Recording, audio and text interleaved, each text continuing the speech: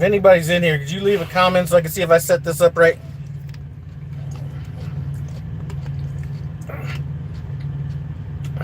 Because I might have to go back out and come back in.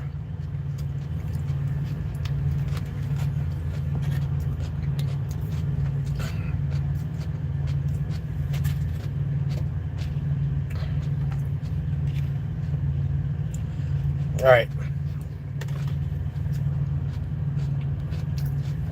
So, got my baby cam,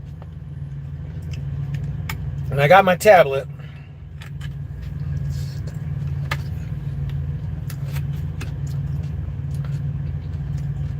Got my bunk heater fixed. Actually, let me hold up and see if anybody else comes in here.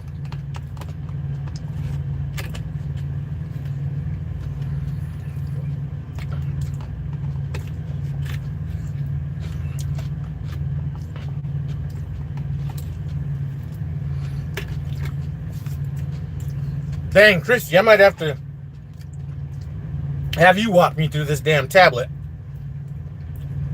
I have no... I need to watch the damn videos. But I have no idea what to do on this damn thing. I don't even know how to change duty statuses. Yeah, all this technology.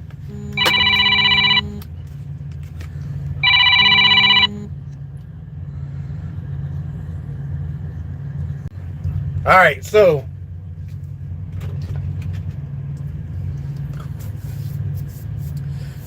anyway, got in the shop, got my bunk heater fixed, so that's good.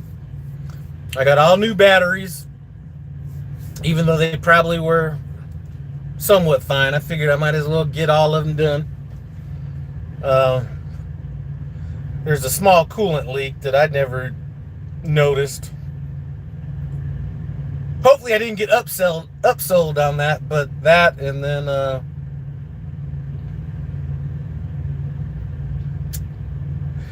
obviously I had to get the new technology added to the truck, so that was another thing. And I mentioned that I had an air leak.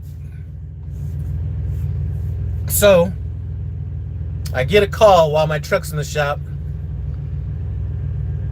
Hey, man. Yeah, you have an air leak, you know, blah, blah, blah. You know when somebody doesn't know what's going on. Or you know when somebody is trying to butter you up real quick. Yeah, you know, you do have an air leak and all this kind of stuff. And, you know, here's where it's at. And, you know what? I'm like one of them old school people. Don't tell me about the labor, show me the baby, right? So he's like, well, you know, we don't have the part for it and all this stuff, and then, you know, we could rebuild it and do all this other stuff. And I'm just like, God damn. What's up, Australian backpacker? Felipe De Silva, flatbed trucker, K-Mac, No Nice 24, Christy, You Smell Funny, and my wife, Andrea. So anyway, I'm like, man, I'm thinking it's going to be like when I brought it in. So I'm like, man, just, I'll take it to Peterbilt and get that handle. So when I go back to pick up the truck, I start it, and the air leak is like worse than it was before, right? And I'm like, hey, man, it wasn't like this when I brought it in. And he's like, yeah, well, you know, when I went to tighten it up, you know, in essence, it would be the equivalent of somebody stripping a nut is what basically happened. So anybody that's had air leaks in a truck before knows, or if they haven't like drained their air tanks enough and it's not holding air, if you put like some weight on it or something like that, it needs that air pressure to shift gears, which would be one of the ways that you end up having transmission issues and stuff like that. So I'm thinking of my options. You know, these guys are acting like, you know, the prime the shop is acting like they're having to rebuild the space shuttle or something like that. Peterbilt Springfield is a no-go, and even if I did take it over there, we're talking about 3 days for them to potentially get to it and get it done, or more this time of the year, because people are dropping off their trucks, stuff like that. So I'm just like, what? Talked to my fleet manager. I told him what the deal was. I'm like, man, I'm just gonna deadhead home. I don't want to get a load. And here's one of them drivers. Hopefully you're not watching my video, but he's one of those guys that has like 25 load locks on his truck. You got 4 up and down. He's got like, let me count them when he drives by. I probably won't be able to see him. Yeah, I won't be able to see him. He's one of those guys. He's doing $1,000 worth of damage to his fairings to hold 4 extra load locks. So anyway, I'm just gonna deadhead home. I'll be driving at nights just to reduce my chances of anybody looking further into my situation. Let's see how much you make this week. This week's gonna be a low week just because I had to come into the terminal and get some work done on the truck and get this new camera. But that is what it is. So anyway, that's what's going on. So I'm gonna probably try to call some people and figure out this damn tablet, watch these videos. I don't think I'm gonna leave tonight. I think I'll leave maybe tomorrow night, once I understand how to make this shit work. Because I literally don't even know how to change duty status in this thing. And I thought that's what I was going in there for yesterday, into the logs department. Hold on a second. I thought that's what I was doing yesterday. But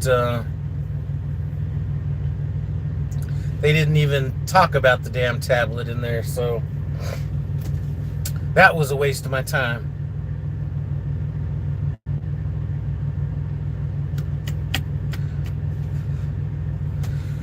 So anyway, that's about it. Maybe Christy.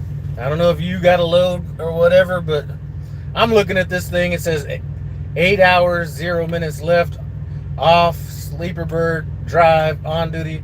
I don't know how to change this shit. Do I just click the damn button? Yeah, yeah. Shouldn't even have came down to that comment. All right, let's see. What's up? How are you liking the new technology? I think it's some bullshit is really what I think it is. But, uh-oh, K-Mac is at Springfield Peterbilt waiting to have a clutch put in. Only 270,000 miles on the Pete. They're telling me I'm going to miss my camera appointment tomorrow and have to reschedule in 5 days. Springfield Peterbilt is a no-go for me. That dealership, I don't know if it's because they charge Prime less money as far as, the shop rates or whatever. I think they only charge like $90 an hour instead of like whatever normal places charge. But as cheap as those shop hours were, they've cost me way more money. And most of the stuff was actually under warranties. That's even worse. Never going over to there unless it's like some easy. I can't even think of anything easy enough for me to take my truck back to Springfield Peterbilt. I've had a driver go over there and get an oil change. They messed up the oil change and had oil all over the tires of the truck and all on the brake pad, or all that stuff. When I was having issues with one of the trucks, throw in transmission fault codes.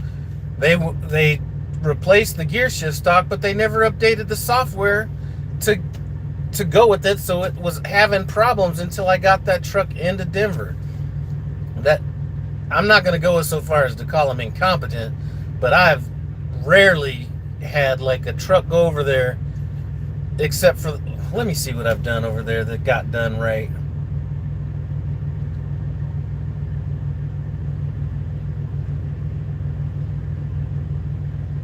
I don't know, that's just not worth me going over there.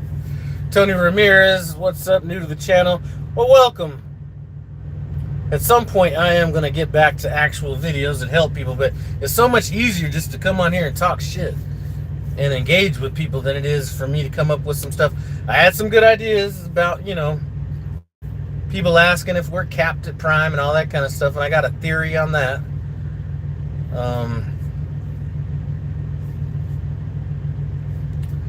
So that's going to be one that when I have time at home to actually think about some stuff.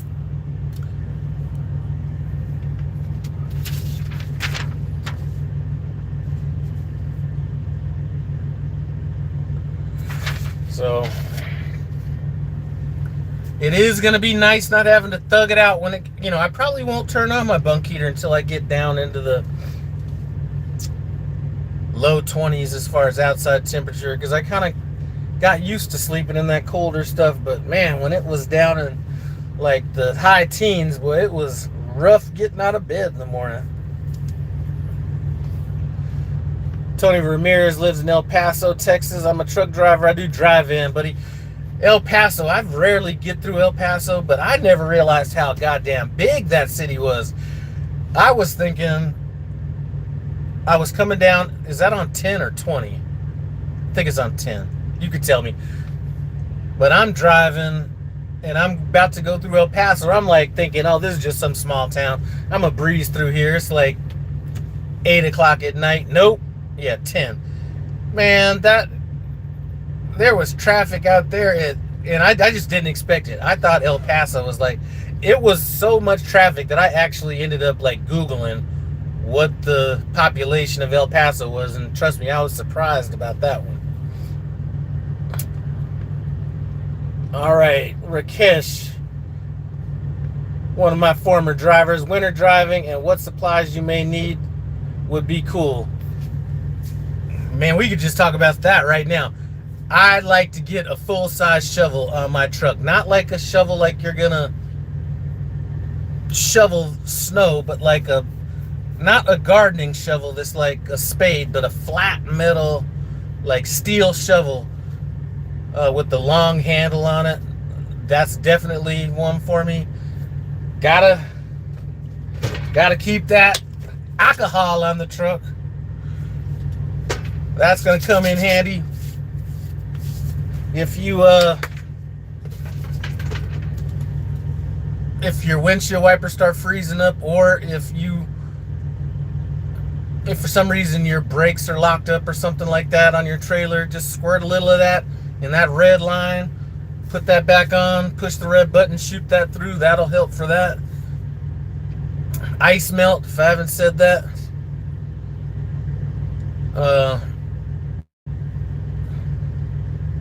Ice melt, a ton of anti-gel. I'm done. After last year, I'm not going to skimp on that. I'm going to be adding anti-gel when I don't even need it. I got so much of it right now.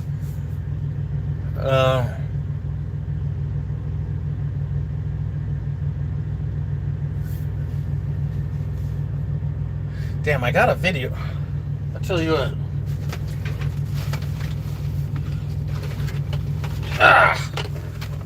That bad boy right there. I haven't had to use it yet. I'm going to speculate that I'm probably going to be helping more people with that than me using it myself. But battery charger, make sure that's a 24 volt if you're in a truck. This one happens to be dual 24 volt and 12 volt.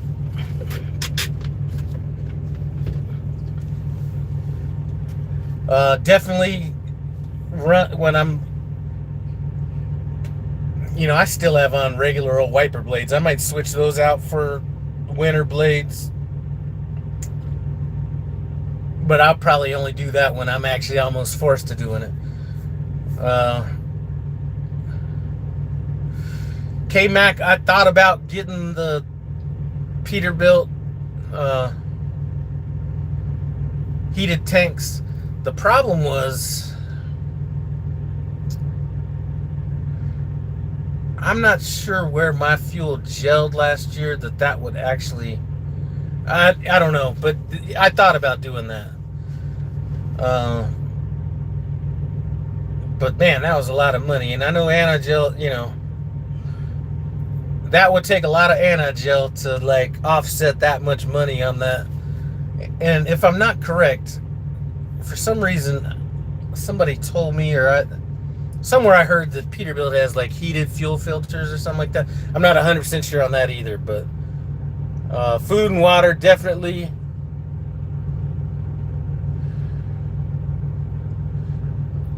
Snow Joe, okay, so there's some good shit right there. Snow Joe makes a good shovel that breaks down for storage. Man, I just throw the whole thing up in my top bunk. Rakesh, that thing is sitting over here because it's just sitting over here because I don't want to put it under my bunk. I'm probably just going to put it on the floor on the driver's side or passenger side. Pokerhead 1776 doesn't keep the filter from freezing though. Yeah, I'm not going to really have to worry about that this year. I learned last year that $1,400. See,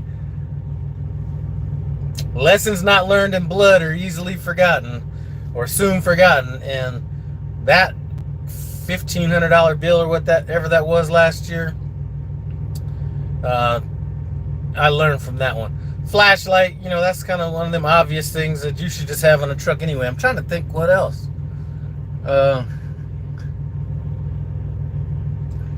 Regular survival stuff. When I had the issues last year with my fuel system, the only thing that really, really saved me from, I was close enough to walk to this come and go because I broke down right at the top of an off ramp. But if I'd have been in the middle of nowhere and it would have taken a while for that, that tech to come out and get me all hooked up and everything, man, it was like minus 28 degrees and there no APU, no heat, no nothing. So I was like, getting to the point where I was thinking about survival. Can never have enough blankets. Yeah, I got like a quilt, a thin blanket, and then like a super like cold temperature, or not blanket, sleeping bag, thin sleeping bag, and then a super like low temperature sleeping bag as well. It's kind of flannel with a bunch of, it's just a thick sleeping bag. Let me see something right quick. All right, so that, man, I think there's more shit than that. I tell you what people need to, man, don't tell me what people need to get. I am always helping people at receivers when they have them wire seals. This is better than them big ass, like you're trying to cut somebody's lock off. This right here is made specifically for seals, and it'll get them thick, or it'll get that thick stuff. This is a lot better. So if you don't have one of these, get one of these. That's not cold weather stuff, but all right. What's up, naturally created? K-Mac, plenty of food that doesn't need to be cooked in case you have no power from gel fuel. Yeah, I got like all kinds of tuna and shit in there. Some canned beans, canned corn. I'm good to go as far as that shit goes. Usually I'll carry some cases of that like sparkling water or whatever, but I'm figuring if I get,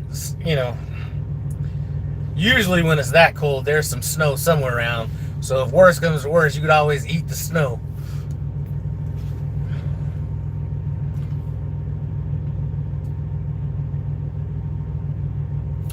Yep.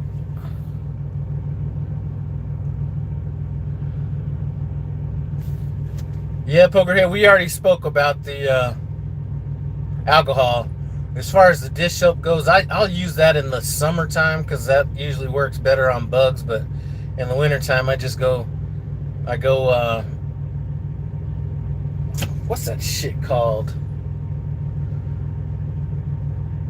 The stuff that Rain-X. I'll go Rain-X alcohol, and then like minus 34 degree whatever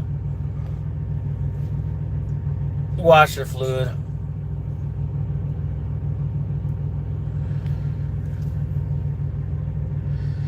Yeah, definitely don't eat no yellow snow. Rich's River Smokers, what's up? For those of you guys just came in, let me just go back over the.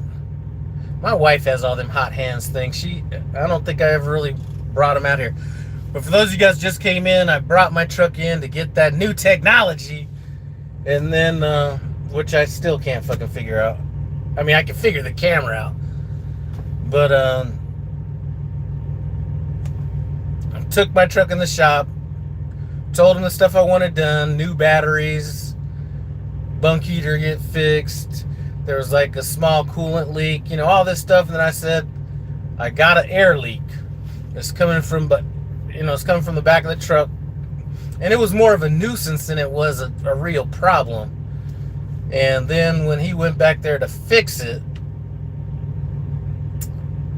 it went from being a nuisance to a problem. So I don't feel comfortable hauling a load because I'm not sure how it's going to react with a bunch of weight on it. So I'm going to figure out how to use this technology, and then I'm going to head home earlier than anticipated. So I was going to get home like the 22nd. I'll probably leave here. Oh my God, wombats. So anyway, what's the date today? Today's 11th, so I'm gonna get home maybe 9 or 10 days early. So instead of coming back out on like the 19th, I'll come back out on like the 10th or something like that. So I really didn't want to deadhead home and waste that money on fuel, but it will get me to that relaxation a little bit faster. And I will be looking forward to hitting up some of that high quality bourbon. All right, Rich, I'll pick you up when I get off here. Because this shit, I can't figure it out. I don't even know what I'm looking at. I mean, I know what I'm looking at, but I don't know what I'm looking at.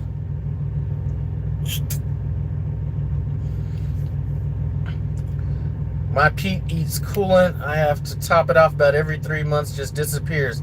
It's done that since day one. You might want to check. I had one that did that too, and I don't know what they did to it, but whatever they did to it changed that. That was on my 21.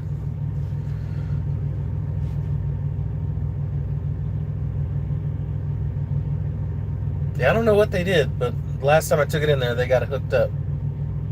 Where did you take it? Springfield, Peterbilt?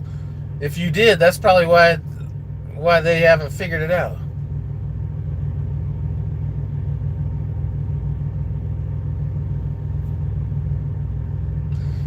What year's your Peterbilt, K-Mac?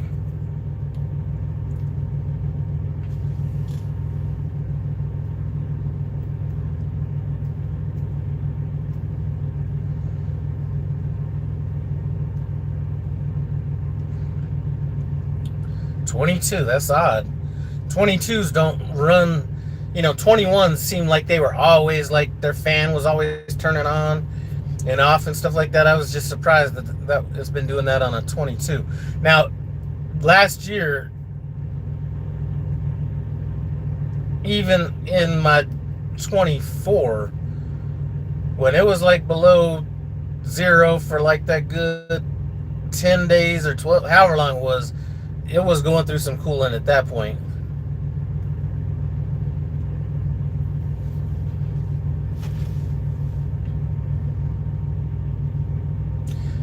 But I was sitting in the, I'm sitting there in the cafeteria this morning listening to the safety meeting, and what came up in the safety meeting? Somebody in the safety department was talking about how truck drivers have so much shit on their windows. It's like, I think it was almost brought up as like a space shuttle with so many distractions. This talking to you and dinging, and that talking to you. If you happen to be at the terminal now and you see that video or that safety meeting come up, watch it and you'll see what I'm talking about. But essentially, he was making his own case against the new technology we got talking to us and dinging and doing all this kind of stuff. So that's that. I thought that was a little funny.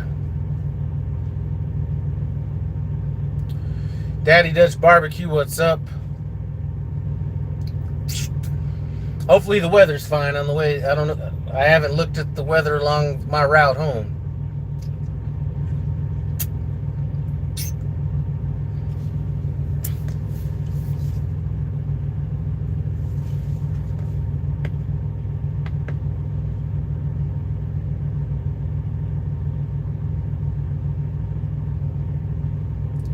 And then my response back then, because this safety meeting goes a while back, so this safety meeting was probably about 8 months old, maybe a little bit more. But when I first heard that, when it was talking about, because kind of cracking on people for having multiple GPSs, and it's easy to feel comfortable just running one GPS until your ass is in the Northeast somewhere, and you want as many options or whatever as possible. Fixing trailers, all right. Slowpoke TNT, what's up, fool? Just out here trying to figure out this new technology here pretty soon. That's about it. Just gonna be headed home to get up on some of that good bourbon. The guy that bought my truck just sent a bottle of Weller Foolproof. So looking forward to grabbing that.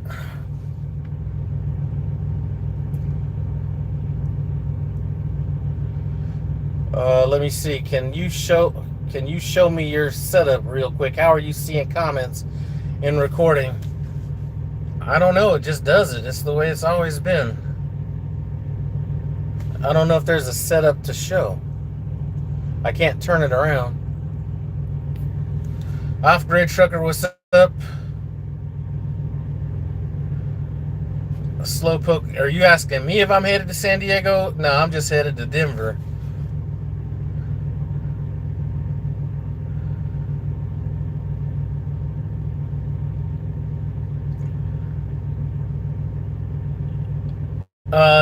Shuttling a trailer to Denver is not doing anything, and I'm just afraid this leak is a little bit more than I feel comfortable hauling anything with.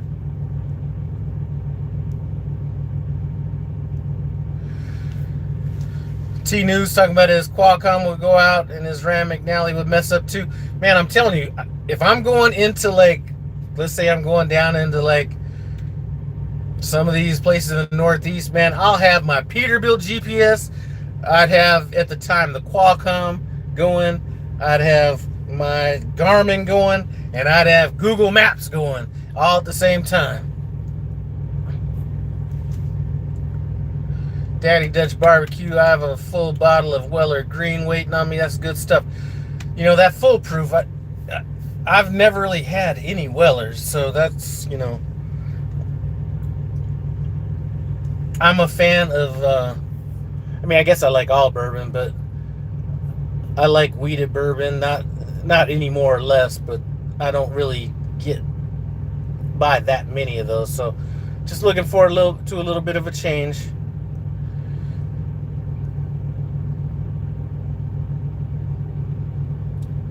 Ain't nothing good SoCal, man, shit.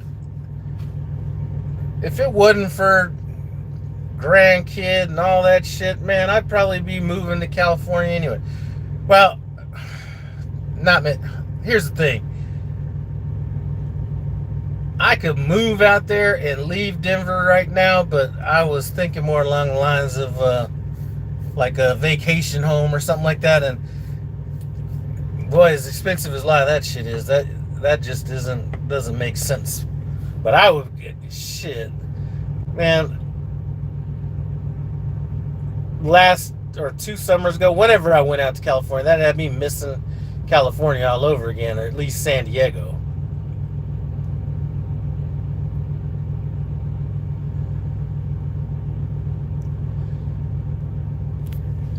Hey, I'm definitely not looking forward to this Notre Dame shit either.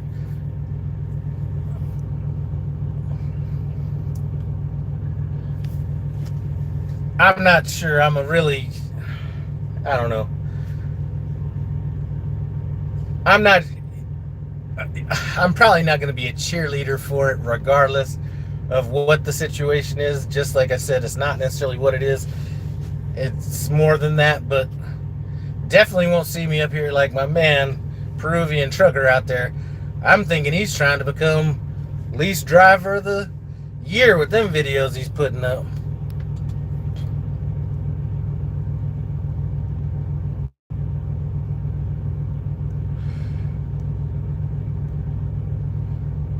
Weeded bourbon, whatever. Alright, K-Mac. Would suck for that air system part to let go while you're headed home. You might consider getting it fixed before you leave. It's not that big of a deal. It's not a super important part of, I mean, all air is important, but it's in a place that's, I don't know.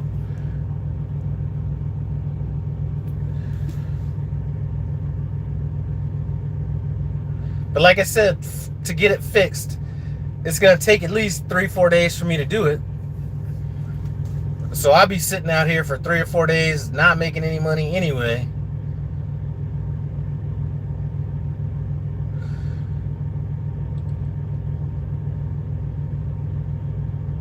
Ain't no barbecue in the river no more either. That's true. Prime going to program me next. Listen, I've never been the programmable type anyway. I mean, even when I was like even when I was like super, even when I was out there just basically talking about all the good shit, that was kind of going against the grain, because for a while there wasn't, I was taking heat for a lot of that. So whatever it is what I generally say. I ain't one to be just trying to ride a wave of positivity or negativity. It is kind of what it is. So whatever that would be. Now I ain't gonna be out here putting myself in no bad position. So you might not get 100% of what I think, but you might be able to fill in the gaps. Slime Pack, what's up? I'm just, man, you probably picked up this shit all fat. I can't figure out this damn tablet. So I'm about to call some people. I was going to watch these damn videos, but I'm just looking at this thing, not even knowing what to do.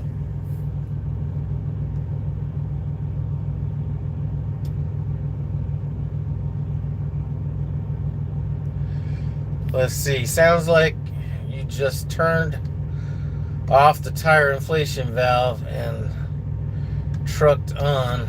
I would have done the same. It's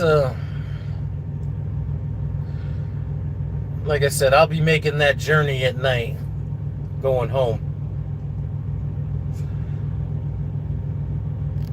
All right, Johnny B, what's up? What is the best month to start a lease when coming off W-2? There's not a best month or a worst month. I would say that if you're near the end of a year, wait to go into the next year, because even just if you look at just taxes, right? So everybody that does taxes, they're going to charge you more per schedule.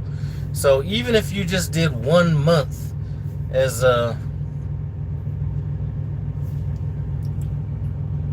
even if you did 1 month as a business owner or 1099, it's gonna create the need for a different schedule on your taxes, so you pay more money for each of those schedules. So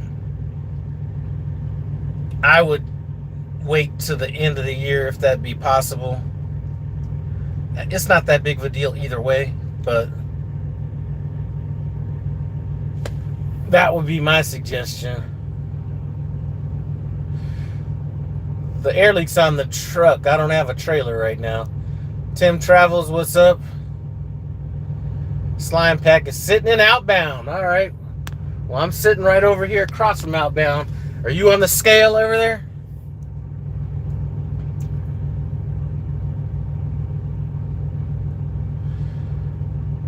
Daddy Dutch, here's what the guy is saying. That the air leak is at the... Man, I don't know what this means. I did record what he said so I could just play it to the next mechanic, but the air leak is at the compressor to the air dryer line or something like that. If that makes any sense to you.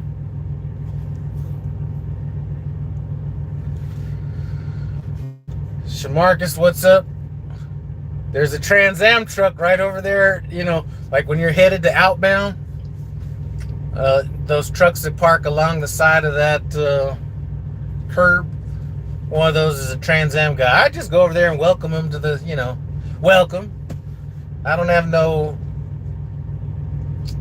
bad feelings towards Trans Am drivers coming out, you know, using our facilities, but there is one over there right now. Daddy Dutch, he said it was a thick airline. I don't know. He was talking about having to rebuild some shit or something. And I was just like, man. All I got to do is get it 700 miles.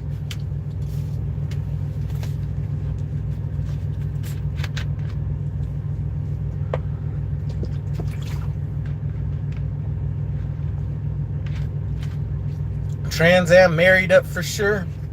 Well, I think there's going to be a little bit more to that story here in a little bit.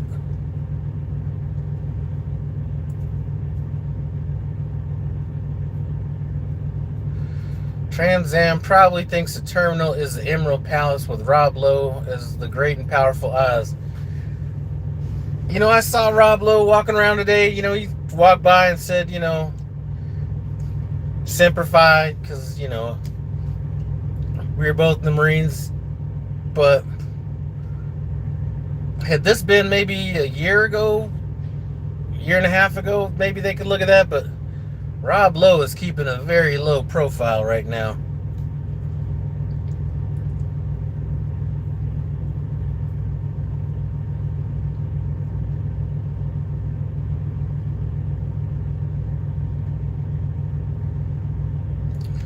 Man, I am driving this truck home.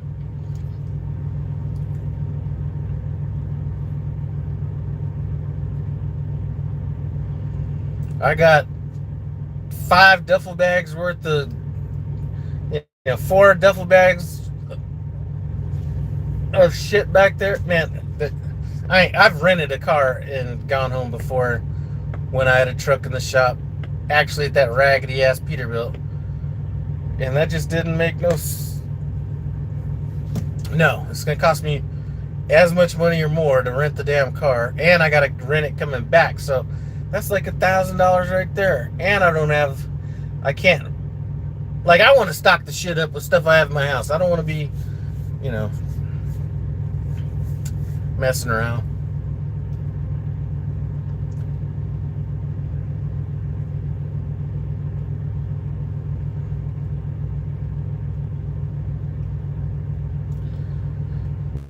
K-Mac, just thinking out loud. Hey, I hear you. Like I said, I don't think it's an issue in terms of... I contemplated actually taking a load as well, but I'm in the... I would be in the unknown at that point.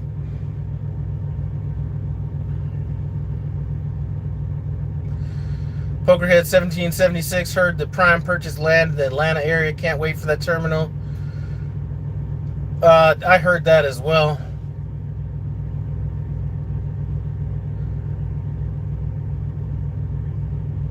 You know, I don't know where it would be. Yeah, I'm deadheading home, man.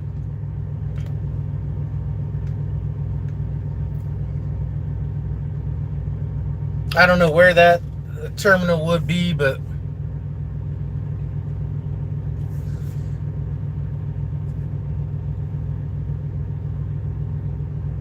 I don't know. But I did hear that, so I don't know how long that's going to take. You know, whatever.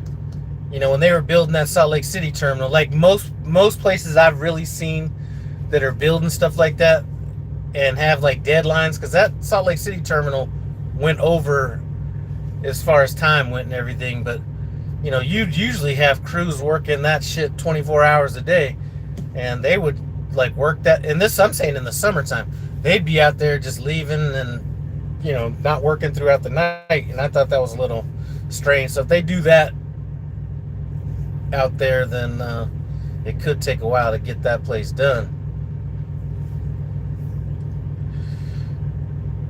Between Atlanta and Macon.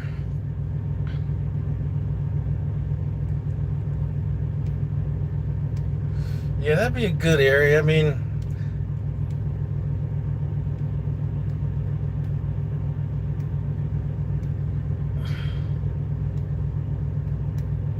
yeah, that'd be good.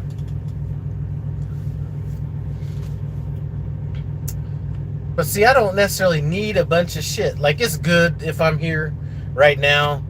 If I gotta take a shower or if I gotta eat something or do whatever, then that's good. But a place to park is fine with me. And that's what rather than having all these terminals, all I need is a place to park somewhere. Like, that Denver yard was a little rustic, but it served a purpose, somewhere to park.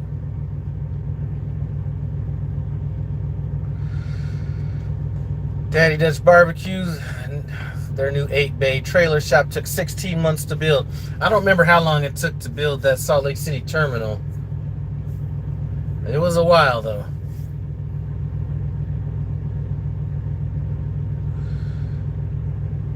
What they need in Cali is just a place to park some shit. And I'm not talking about that Fontana yard. That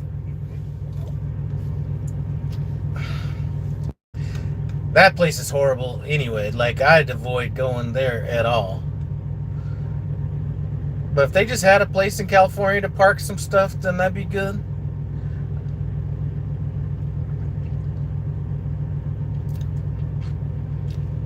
A real terminal in Laredo would be good. Yep.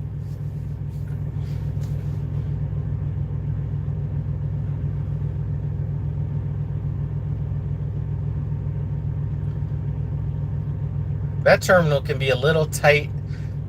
They should make a rule at Laredo. If you're in that place to pick up or drop a trailer, you got to disconnect. Because depending on what you got to pick up or back into, if somebody's parked out there, it's just making it harder for everybody else. Salt Lake wasn't even a new build. Prime just did. I think the portion at the new portion of the terminal, I think that was all brand new. I don't remember anything being there except for flat ground when I was going through training.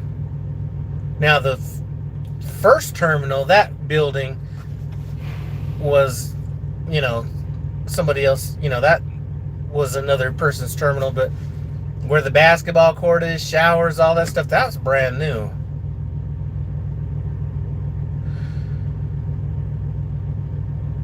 McDonough Yard would be nice with the porta potty. Boy, you want to see somebody with some discipline. If I got to take a shit, man, I'll hold on to that forever till I get to a proper place.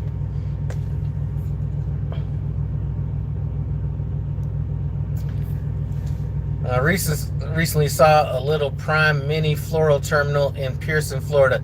Yeah, I've been there before. I think I've only actually been there in training. Actually, Laredo just needs a good taco truck. Man, there's good taco trucks all over Laredo.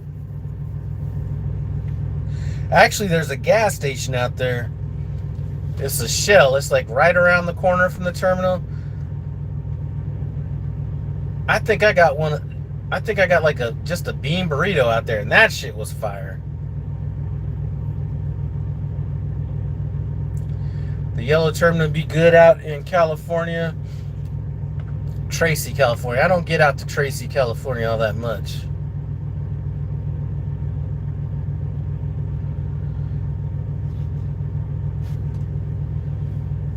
I think the last time I went to Tracy, California, I was training somebody.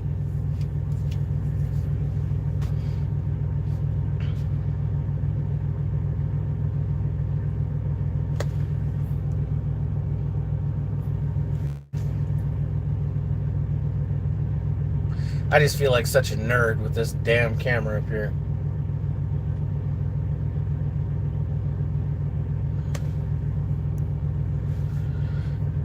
Oh, I held out as long as I could, though. That's what everybody keeps saying that I keep running into out here.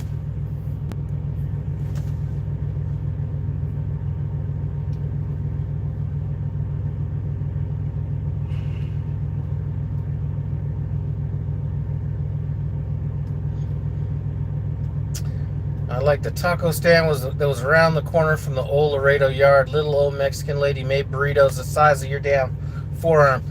There's a lady that sells burritos across from the Navajo terminal where we're at now in Denver. So for those of you guys at Prime that haven't gone to our new terminal or our new drop yard or whatever you want to call it in Denver, it is the Navajo terminal across from where our old terminal used to be back before our last old terminal. And there's a Mexican lady out there that sells shit out of her trunk, and that shit is good. So if you're ever out there and see a lady selling burritos out of her car, those are good. T-News, they're watching me. Yep, T-News escaped that. And man, listen, man, I don't even want to get into this. I'll be ranting again. Never mind. So yeah, they're definitely looking. You know, whatever. The nerd and the HR safety person watching me, yeah, I'm sure they are.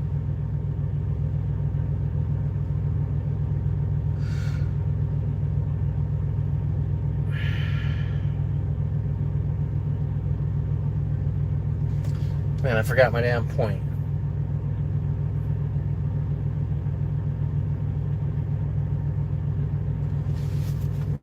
Damn, what was my point?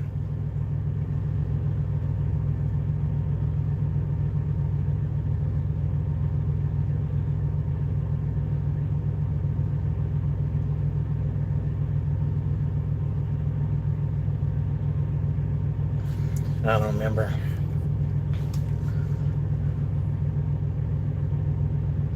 Doesn't seem like there's that many new people coming in here right now.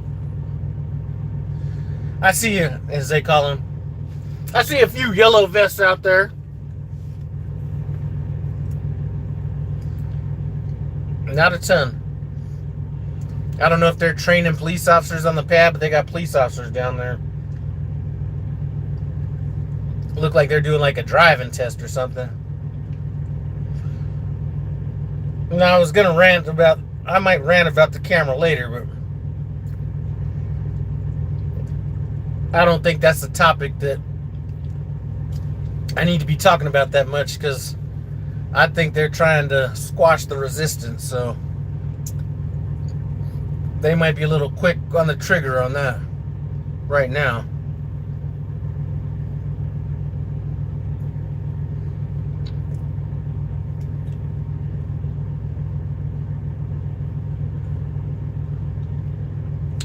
You better hurry up and get it, man. They're like,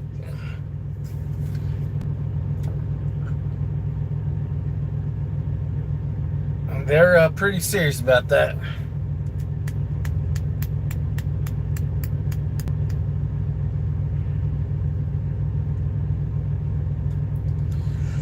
Yeah, I saw Jim's video.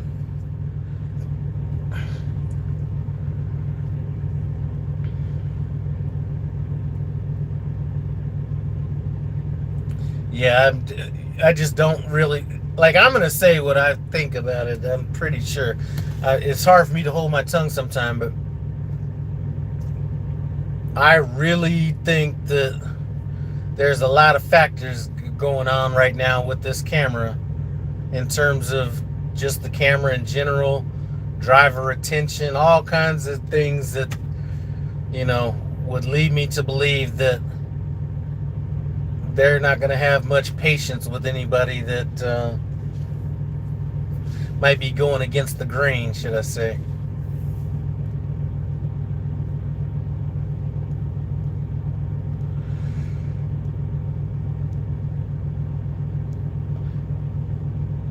The problem with wearing glasses is, and I don't know how this GPS is going to be or, whatever, but sometimes if I'm wearing sunglasses, if I'm looking at stuff like screens like this, it'll be hard to see it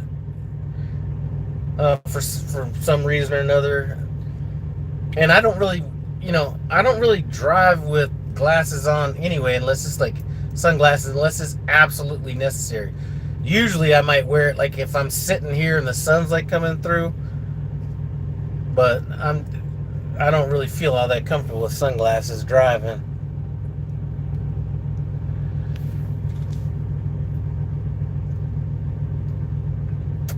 Pokerhead, I don't like the legality part of it.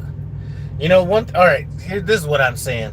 Now, so far, all these cameras, whether it be trucking companies, grocery stores, on the street, wherever, they're not really tied into each other yet.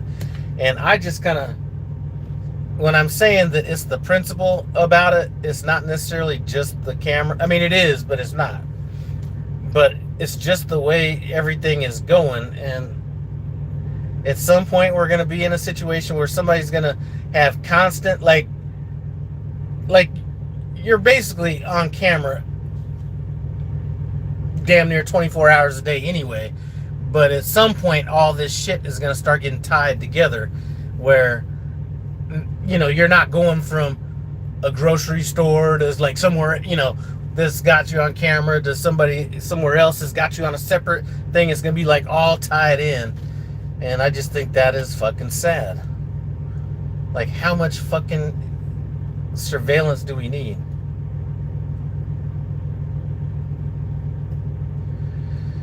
Next, they're going to have wearable health monitors on you. I could see that happening.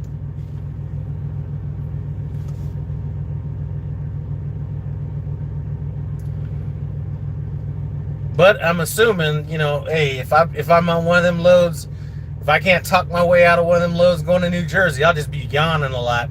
I'll pull over distracted driving, and I'll be like calling up Fleet Manager, I got to pull over. I'm too sleepy, and get repowered. Have them use my camera as evidence.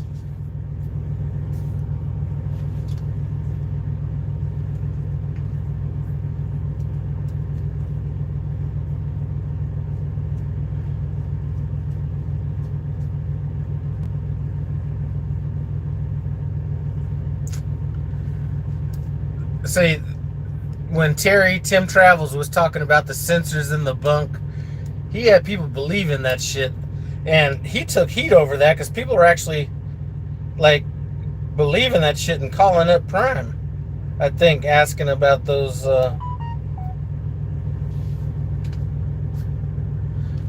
don't even know where to get the damn messages.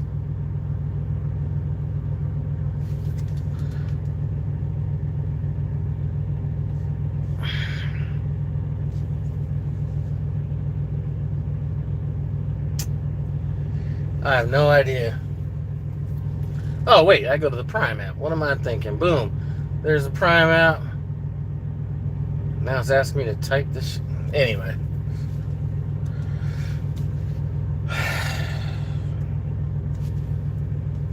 I'll figure it out later.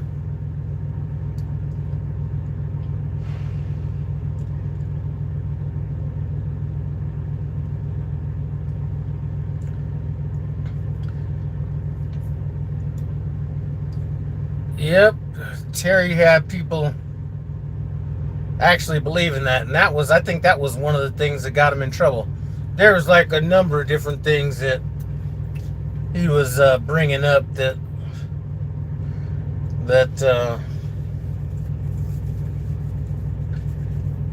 led him to have that conversation with all the people at Prime. And I was clowning him last time. I was clowning my fleet manager and all them not the last time I came in, or not this time, but the last time I came in, I was like laughing at him about that video.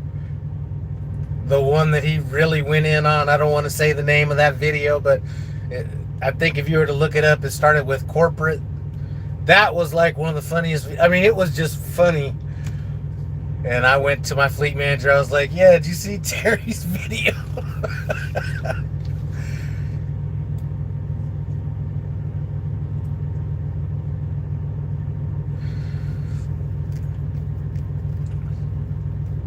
Wandering Wolf, I think some people like to control or like to have control over them, to be honest.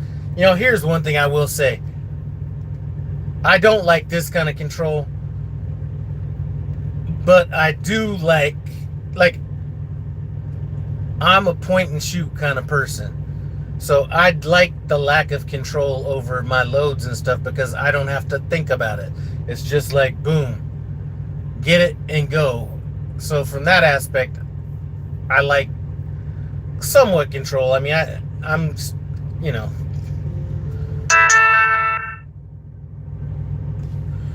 Hold on a second. This might disconnect for a second. All right, somebody just said they're getting their technology in right now.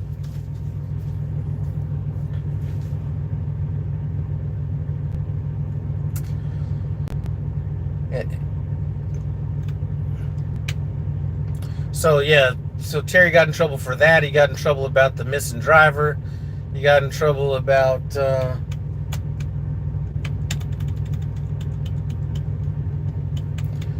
Christmas bonus.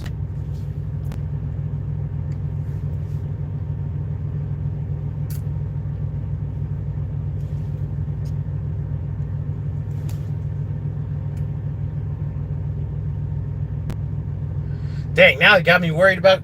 I'm not even gonna worry about it. Going home. I'm not leaving my truck here. I'll be, if just like Schwarzenegger said, if I need it towed, I'll tow. Or that wasn't Schwarzenegger. That was Ivan Drago. If he dies, he dies. If I need to tow it, I'll tow it.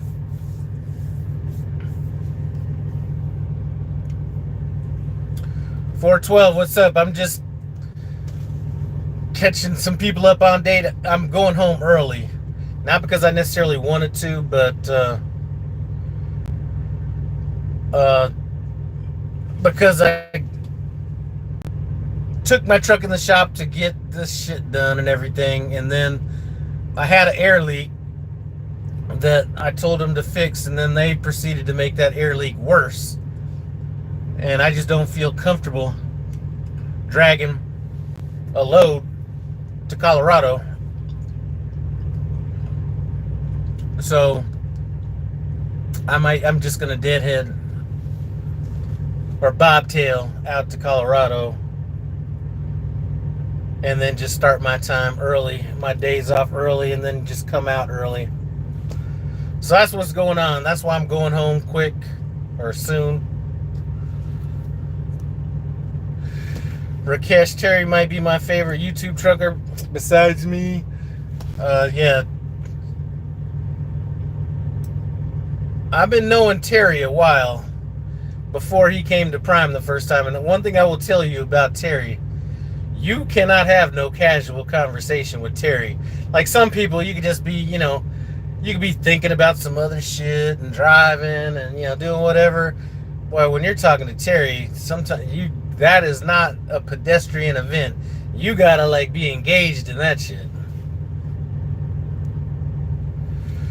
All right, 412. So let me see. So Dennis Davis say that having these cameras will reduce the price of insurance. You plan on keeping an eye on it to see if your rate drops at all. I don't think they're talking about that type of insurance, but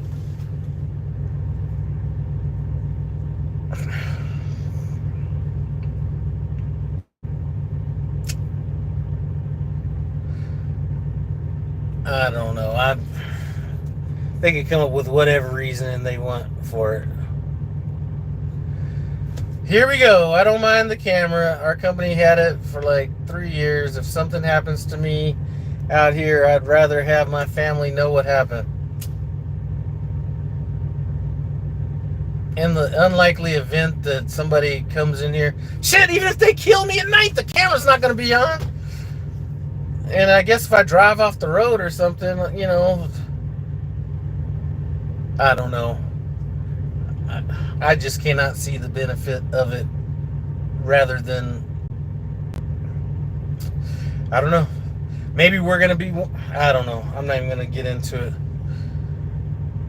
I just think of all the videos I see on Facebook and YouTube where there was inward-facing cameras that were able to capture the event that somebody went off into the bushes somewhere. So it's not like keeping it from happening. I'm thugging till the 19th. Gonna drop my one box off and get DPF baked and cleaned. I'll be done for the year. Yeah, I'm gonna be done for the year once I get home. I'm gonna probably get as close to 30 days as possible. Maybe 25. I don't know. It depends.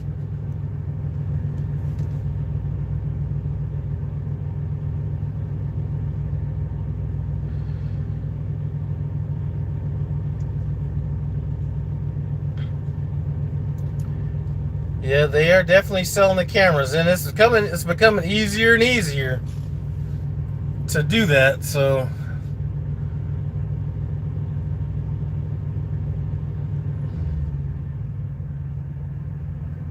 I don't know. Nothing's gonna get passed on. You know what is? The rates are gonna come up anyway, right? Just because the rates are gonna come up. But when they do come up, that's the perfect reason to say why they came up.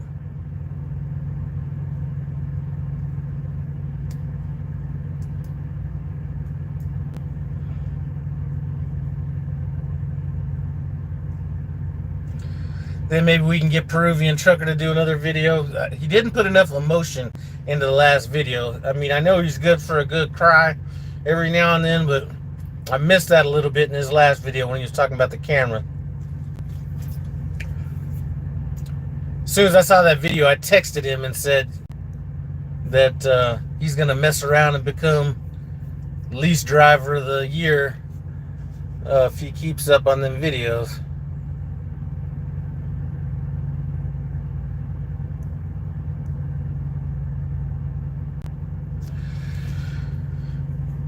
Holy fuck, what am I going to do with all that time off? Well, let me tell you.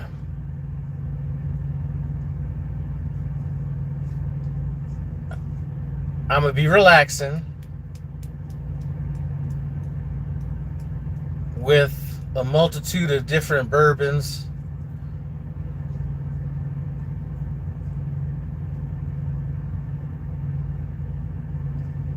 Probably buy me another furniture set, and then if I can find a nice set of big ass beef ribs, I'll throw those on the smoker maybe.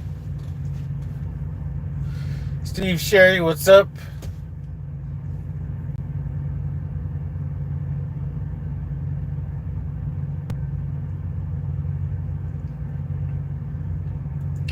Yeah, I already got the bottle at home. The guy that bought my truck sent me a bottle of Weller Full Proof. So I got that waiting for me.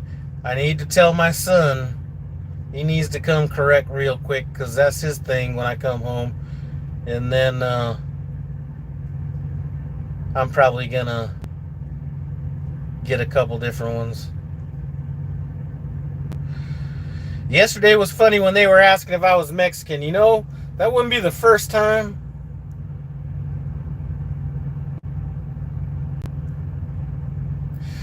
Man, I'm not going to Big Lots and getting no damn furniture. I need to have a little bit more of a selection. What would be cool would be to see one of your cooking videos. I wouldn't be doing a cooking video. That takes a lot of editing and a lot of shit like that, and a lot of different takes and all that. Man, I honestly wouldn't even know how to do a cooking video anymore.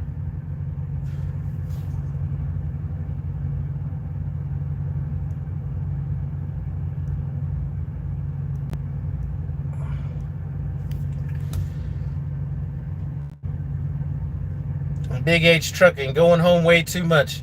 Man, I've been out for over a month, you know what I mean? So that's respectable. I mean, it's not as long as I've been staying out, but a month is a nice little respectable amount of time. And I was just looking at my paperwork. I think I'm my last payment that I have on the truck, instead of being a full payment, I think that's the $100 payment. So I might actually have one less payment than I thought I had.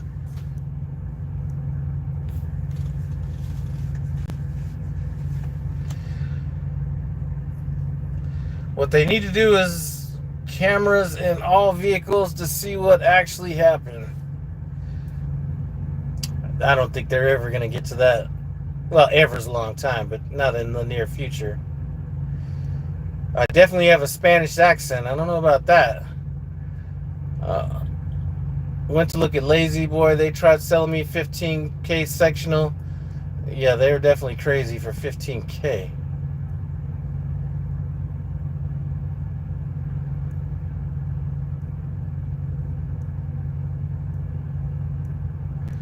Man, these...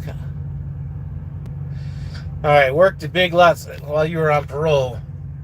My whole house is Big Lots. Kind of sad when you think about it. It looks like your typical project house decorations. Man, when I first started buying furniture on my own, we're talking about the 90s, right? The early 90s. Man, everybody back then had like the crazy furniture. Like they had the lamp that was behind the couch that had like the lights that came out. There's like 4 lights on these like little poles like that. Yeah, I'm not doing no used furniture. I mean, I wouldn't be opposed to buying certain things, but not for that. I've sold some furniture. I knew it was good on that, but probably wouldn't do that.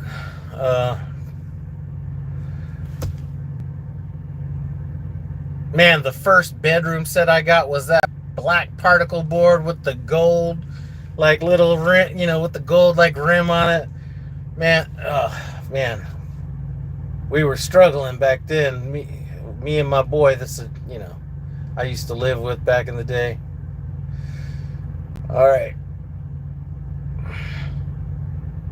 Big Lots has 15. All right. Hold on.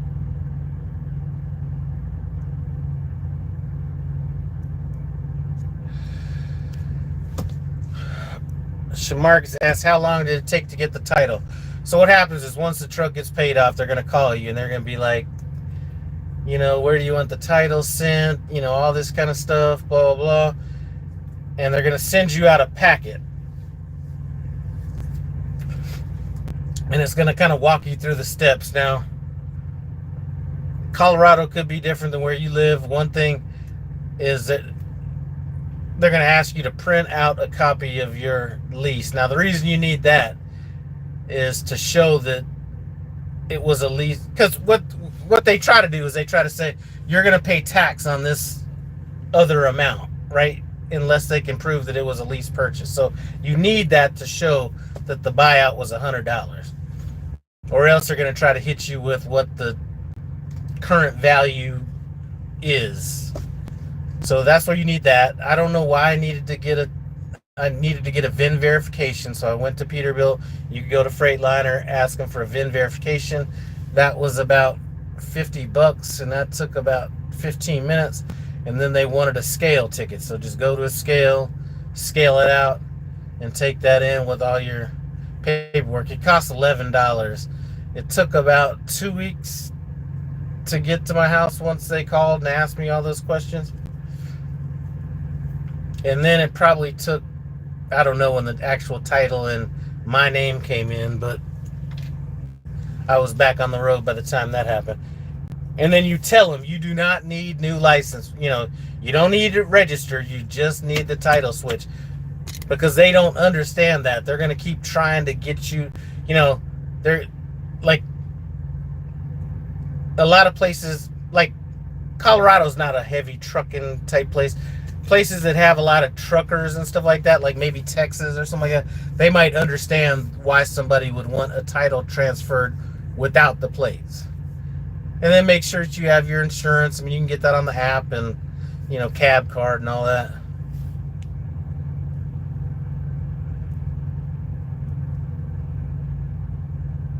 Now, I did used to buy a bunch of shit at Big Lots.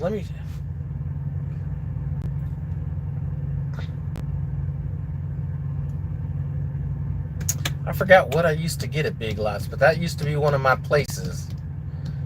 I did get a lot of spices at Big Lots. I got a lot of spices there that really, there's not that big of a difference between the best spice you can get and the worst spice. So I might get like cayenne pepper there, red pepper, stuff like that. Black pepper, just shit like that.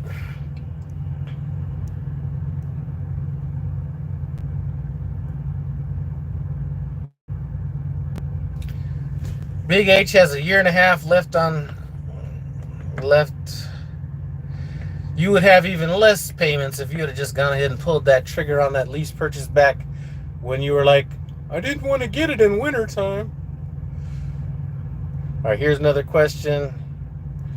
All right, so now with the camera in your truck, does that mean you can't switch podcasts while driving? I don't really switch podcasts when driving. I put it in a playlist, and it just plays through the playlist. So, like right now, I probably have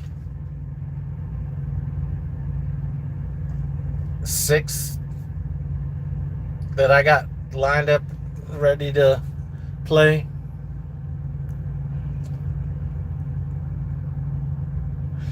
All right, when y'all pay off y'all's trucks at Prime, bro, I still got them lights behind my couch now.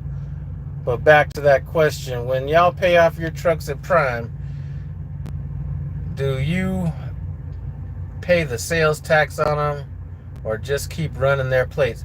No sales tax on it. You pay sales tax on the $10, I believe, because it cost me $11 to change the title over. And if you leave and plate it in your state even after like 3 years, do you still gotta pay sales tax? No, because the sales tax is gonna be based on the purchase price of the truck, which is actually the $100 in Denver. Now it could be different somewhere else.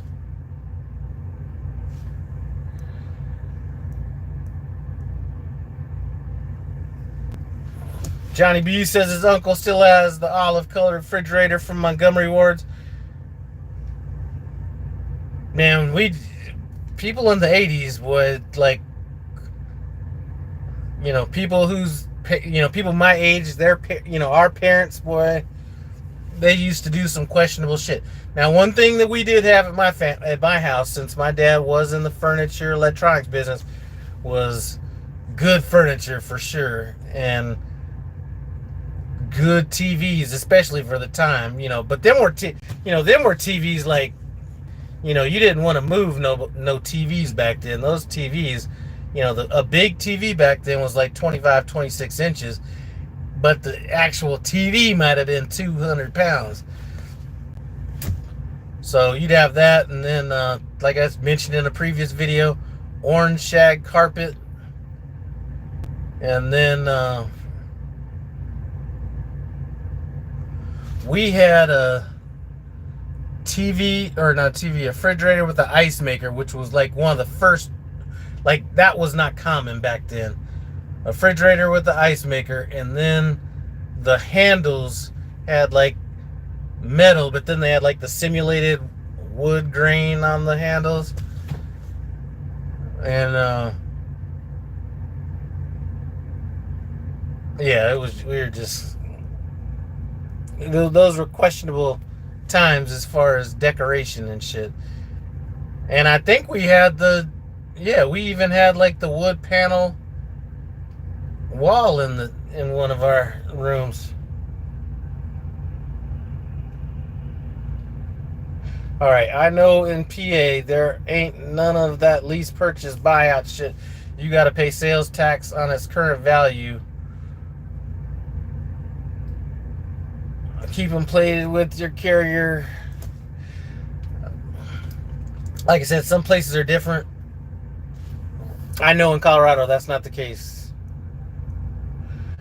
Cool Breeze, what's the lightweight on your tractor? What do you mean, what's the lightweight?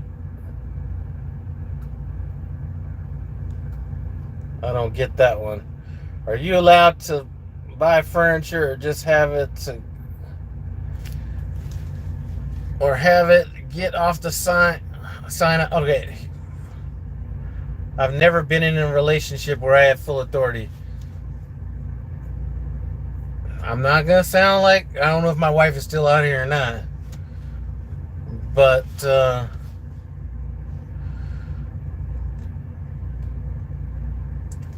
you know, she could show me what she wants, but you know, I gotta sign off on that shit. What's my truck weight? I forgot how much it was, man. I forgot how much the weight of the truck was.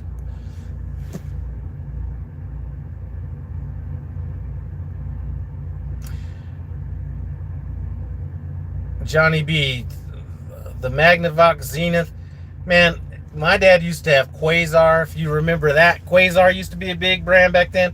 RCA. As far as stereo systems are concerned, the loudest stereo systems, home stereo systems, one of the loudest he had was called Pilot. And the speakers were like enormous. And then even Harley Davidson had a branded stereo. Obviously, I don't think they made it, but they had their name on a stereo system back in those days.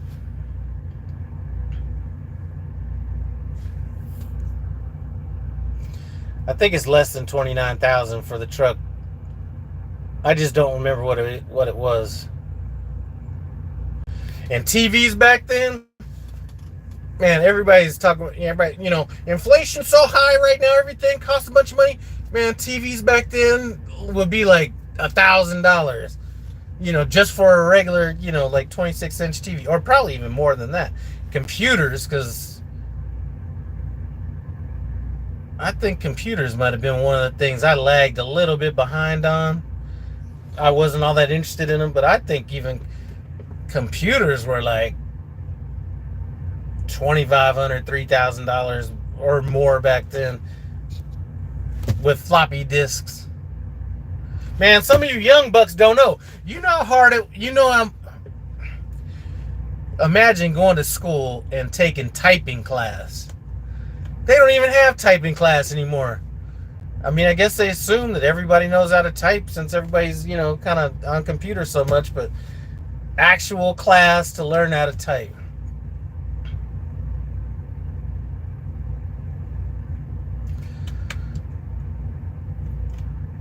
All right, I want to see the Peruvian trucker kiss the midget Somali, I believe that would be, trucker at Prime.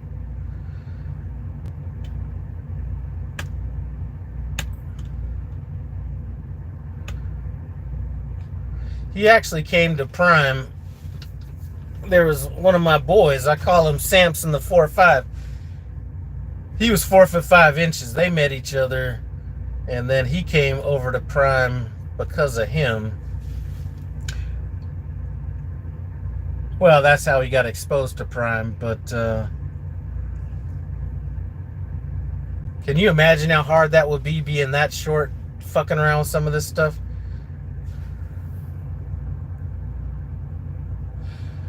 Let's see. Something is gay. All right, 412. What's gay?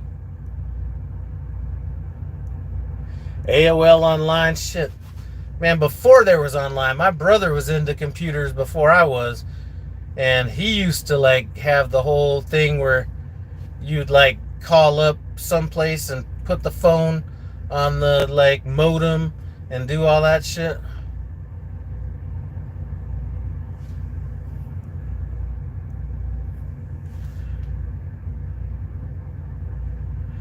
All right, 412, I hear you. And a happy husband is a married wife. You feel me? Yeah, I mean,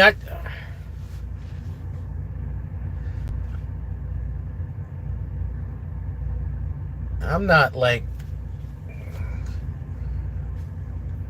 put it this way. I told my wife to start looking around for furniture, so that's, you know.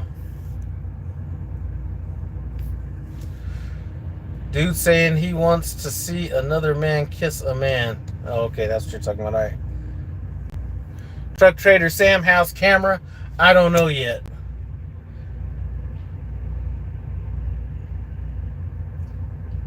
I can assure you that it is an unwelcome addition.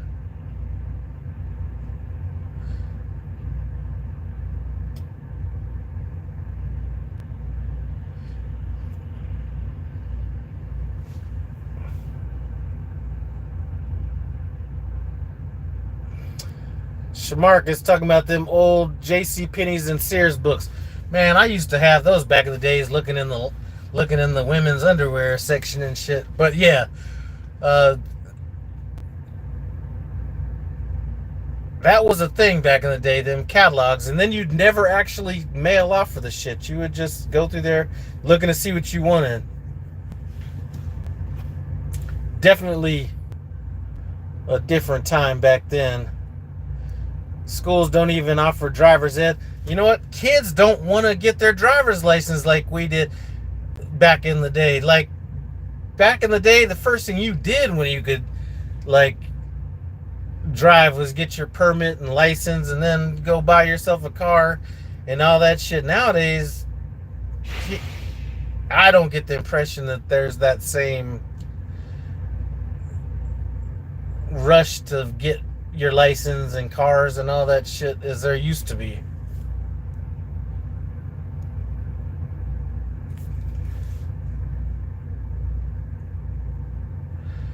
Wow, you're just too cool and player. Me, I gotta be a dictator at home because I didn't marry the brightest crayon in the box. Well, here's what I'll say about that is I think that I think whether it's a man, a woman, or somebody needs to like take charge of whatever those situations would be, or just the household in general. And I think a lot of times when when you don't have that, it's like somebody has to make final decisions.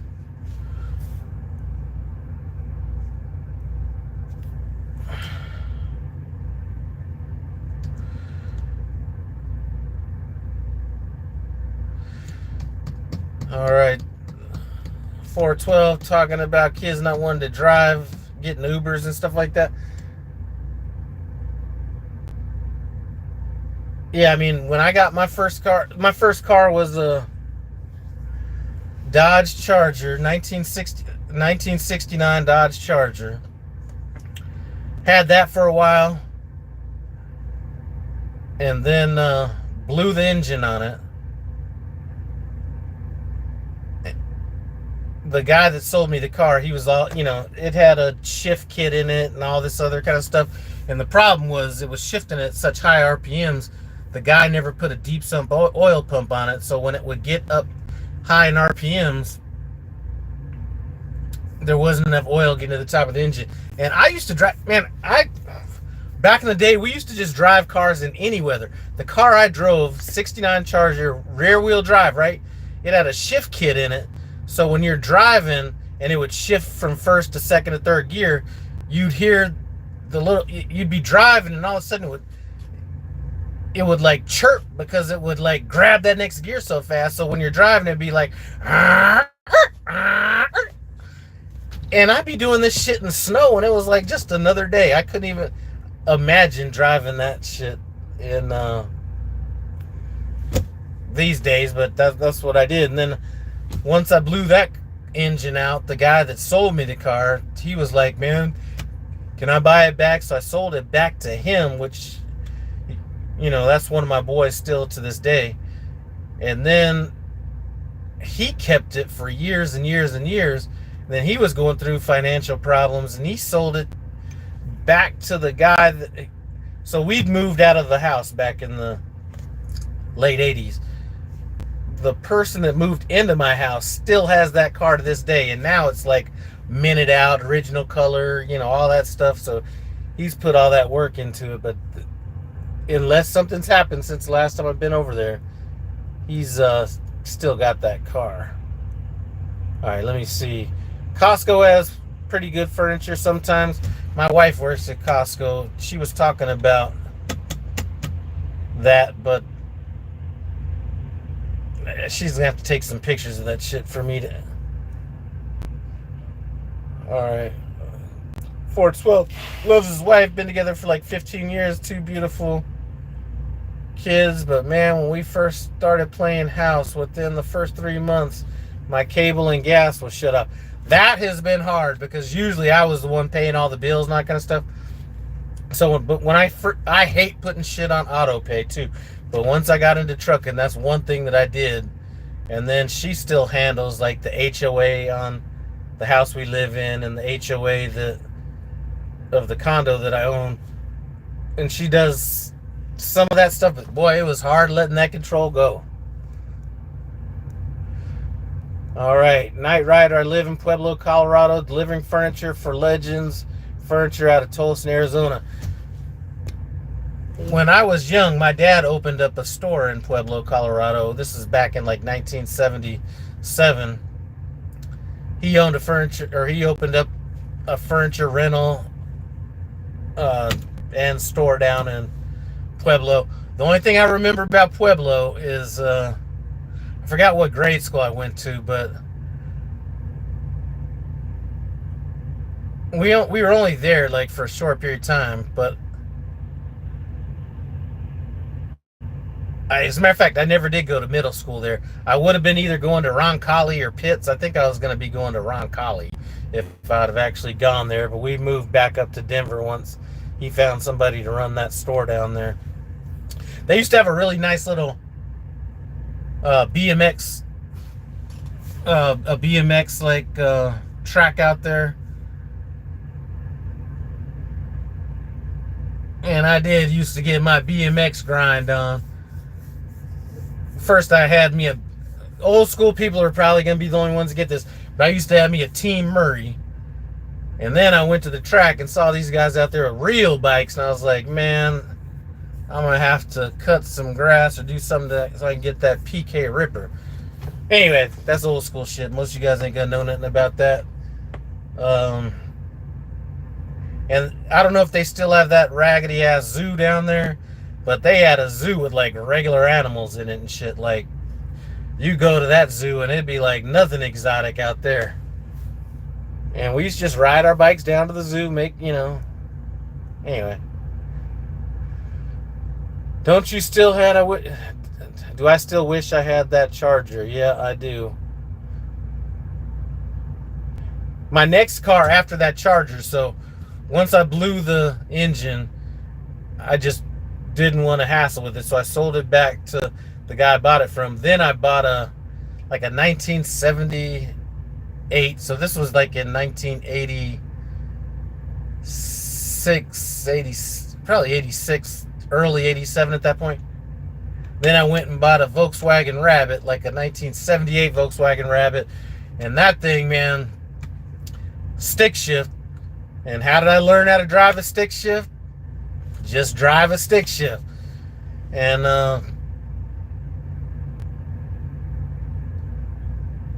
I had I don't remember what my stereo was. Now, unfortunately, I was the kind of guy back in the day. The stereo that I got was probably a stereo that somebody else worked hard for. But I did have I went down to my dad's store and got one of them big ass speakers because we used to refurbish some of the old stuff that was coming back in that wasn't nice. We'd like pull out the speakers and then put the woofers and all that stuff in better boxes or whatever. And I did take one of them boxes and put that in my car. So I'm driving around in a 78 Volkswagen Rabbit that had a speaker that probably weighed more than the car in the back of it.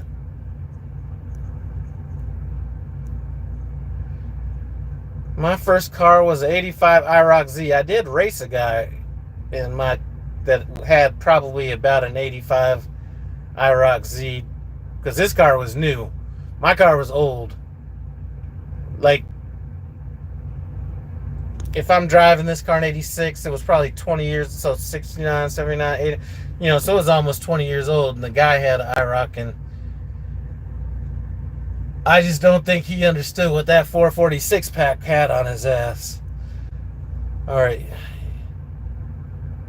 Let's see, you will have to set for a date, but won't clear for 3 days later. Yep.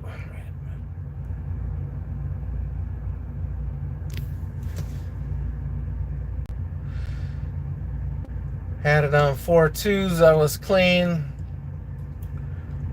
With all that pounds, could hear me a block away, but my damn ceiling was falling. Man, and the music back then, shoot, I still remember what I was playing. I was playing what really came through, Ice-T's first album. You had 6 in the Morning. You had like all those songs with a bunch of bass. You had Beastie Boys. They were killing it with the bass back then.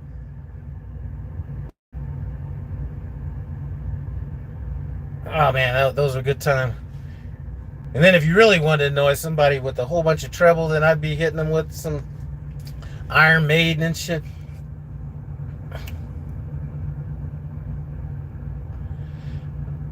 Hear me out, no hippie OnlyFans. Opinions too hot for YouTube. Yeah, I don't know about that one. How much were cars back then? I think that my Charger, I only paid like, I think my Charger was $4,500. That was actually, even back then, $4,500 was kind of a lot for a car, because you could buy like a Oldsmobile Cutlass Calais for like $5,000. And then that was around the time that Hyundai Excels were getting sold for like $4,500. You know what I mean? My Volkswagen Rabbit, I think I paid $800 for that, and I was buying that from somebody that came over from the Middle East. I couldn't understand a fucking thing he was saying, because he came to he came and sold me the car. Here's how it went.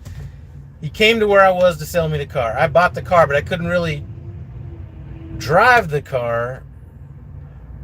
But he drove me back to his house, and then I had to figure out how to get back to my house. So it took about an hour and a half for me to learn how to really drive that stick. But I remember he was from like India or something. Oh no, he wasn't. He was Middle Eastern. He wasn't. He might have been India. Whatever he was, it was kind of hard for me to understand it. And all that I know is I was getting a good deal on it, because he was going back to his country or whatever soon after that, and it was a good deal on that. Oh, you guys remember the mirrors that would go across the whole front of the windshield? It had one of those in that.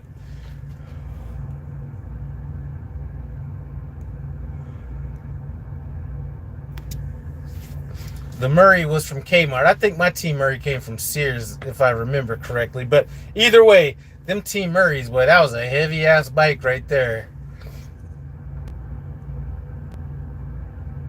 I think I bought a...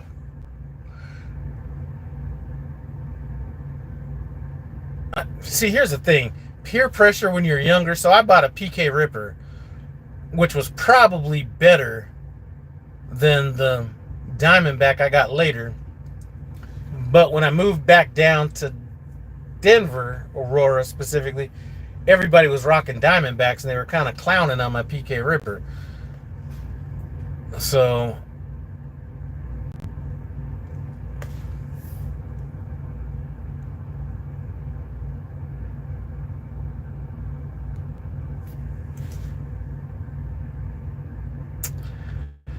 a lot of that riding around, man, you were so young, man. I'd already been out of music by the time that shit came around. My last good year of music, as far as, well, shit, almost all music. I mean, sing mid 90s for all that shit, whether it's maybe even a little bit earlier for like rock kind of music, because rock music kind of got a little weird. And I'm talking about the grunge shit like a little bit later on when you're fucking with Nickelback and, you know, Creed and all that shit. But, you know, mid 90s, you know, the whole era, like if you look back to like Fat Joe and Lean Back, and then Eric Sermon and you know, just mid 90s. And then after that, rap music definitely took, like, I can't even listen to rap music now. Whatever happened to good, like, R&B music?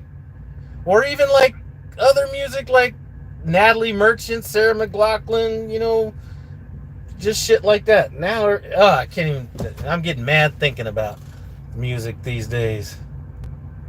500 a call, okay, Semper Tyrannis, $500 cars were everywhere. Absolutely. Man, if you could go back in time and buy like old Volkswagen Beetles for what you could buy those things for back in the days, you know, you could spend $3,000 on a Volkswagen Beetle and have that thing customed out. I knew a lot of people with a lot of those. Too Short was a little too slow for me. These are the two. You know, I needed something a little bit faster, you know what I mean?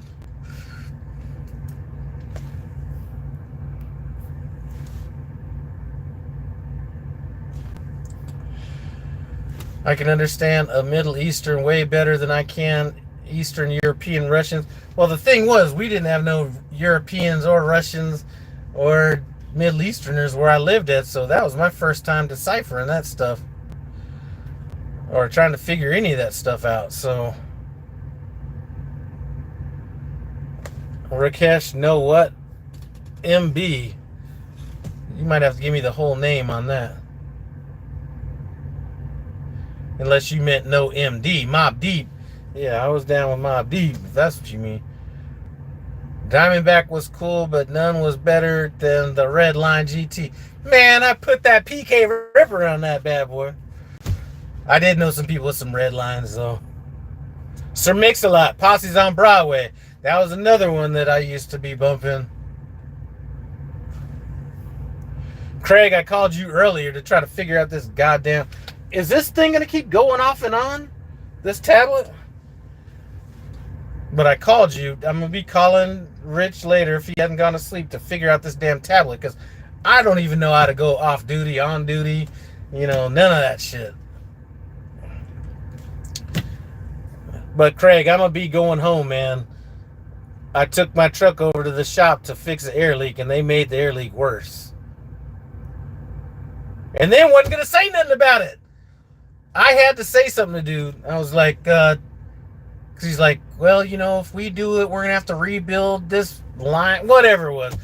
You know, we can do it, you know, whatever. And I was just like, man, I'll just take it to Peterbilt. So he's like, you know, okay. So I thought I was going to get the truck back with the air leak that I took over there. So I start it, and I'm like, you know, it's a little bit more noticeable. I'm like, man, this is way worse than it was before. Then that's when he was like, well, yeah, this happened, that happened. I was like, couldn't you have just said that? So I just told James, man, I'm gonna just deadhead at home. Once I figure out how to use this tablet, I'll probably leave tomorrow night, like,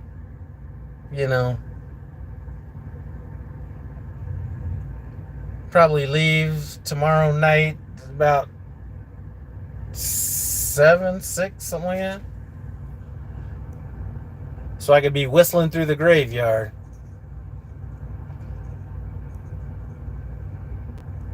They want $100K for a new car now. Listen, man, I haven't bought a car in so long. That is one thing I learned not to waste money on. The car I drive, my wife, I think she's driving I think I bought her that. Oh wait, happy lease day to me. I signed my first lease at Prime like 5 years ago today. But I bought my wife a BMW X5. I think it was a 2011 in like 2017. She still got that car. I think I might have only paid $12,000 for that. So at this point, it's already made its money. Now we're living on borrowed time. Where I really made my money was on my truck. So I bought a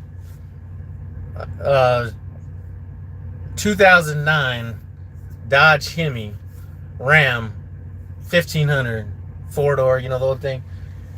I think I paid 18 grand for it. Yeah, so this had to be like 2016 I bought that. So in 2018, it got hit by some hail. Man, don't tell me I didn't put that like 8,500 in my pocket, right? So that takes it down to like 10,000. Then drove it. Then like just last year, boom, some more hail hits it. Put in the claim on that. Got like another. They were like, Lyle, do you either want like $6,500 and you get to keep the car? Or no, it was, do you want $4,500 and keep the truck? Or do you want like $6,500 and then you turn the truck into the insurance company? So I was like, fuck, I'll take $4,500 and I'll keep the truck. So now I paid 18 for it. The first claim, boom, knocked it down to like where my thing was 8 grand. Boom, get another 4,500. So let's say I'm in the truck for 4 grand. Plus I still got the truck, and that thing's been bulletproof. I mean, it's got some rust on it now, but that's been like the best. That's been like the best investment ever. And now if it just breaks in half, I still got my money's worth out of it. Craig, if you're okay, so you're saying the tablet turns off after 30 minutes. What if I'm driving and the GPS is going? Does it turn off after 30 minutes on that? Or do I got to keep touching the screen and all that shit? R&B used to be so good back in the early, from like the 70s all the way up until like the early 90s. 80s kids, the best man, had a dope-ass childhood and survived crack. They gangster as fuck. Yeah, I was in the age group of the people that were probably selling the crack.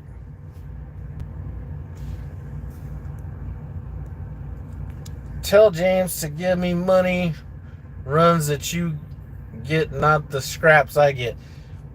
Man, as a matter of fact, I did just say hi to James for you.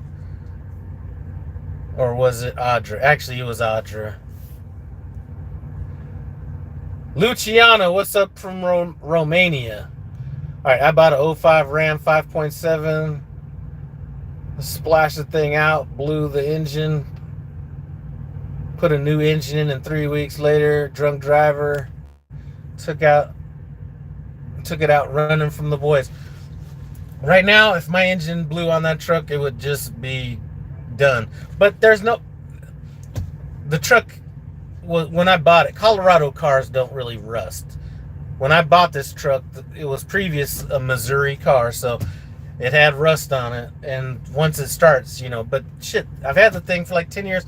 It's only been on like on the bumper, and you could see some on the side a little bit. But I'm gonna literally run that until the wheels fall off. And the engine is strong. All right, Austin, how did you get your, I don't know if you're saying Cali license. I'm trying to be a trucker, or you meant CDL. I got my permit in Denver, Colorado. So you just gotta practice, go down to DMV, tell them, boom, I'm here to take a CDL permit test. Boom, did that.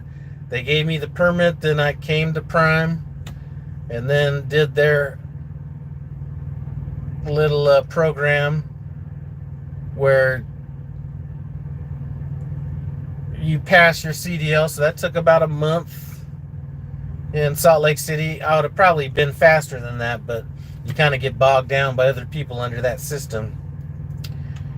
And I don't know, it was like quick and easy. Quick and easy.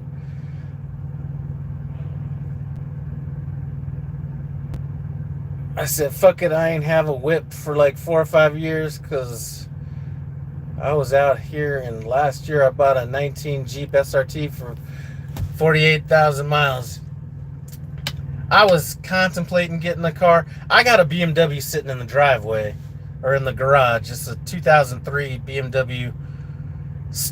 I just haven't driven it in a while, and it's clean. I mean, it's super clean. It's a 2003 540 with the M kit or M package on it, and it needed a battery one time, and my son tried to change the battery or whatever, and then it was going to need to get a code from the dealership, and I was just like, fuck it, and it's just sat. And at this point, I'm just thinking, man, if I was to start it, is it going to even run right? Plus it's a rear wheel drive with them low profile tires, so not good for Denver. So I'm actually thinking about giving that away to charity, or whoever can get a tow truck over there. I don't know.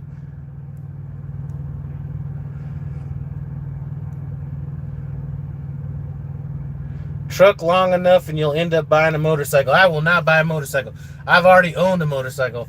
I owned 2 motorcycles before I came to Colorado, and the ride from San Diego to Denver was what made me give up riding motorcycle. And the age I was at that time, I was like 24, 25 years old.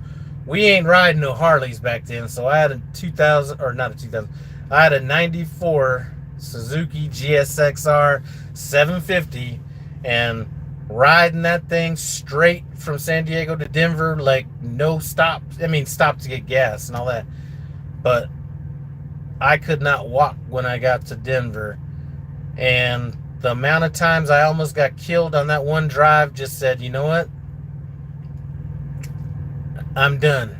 So I probably sold that motorcycle within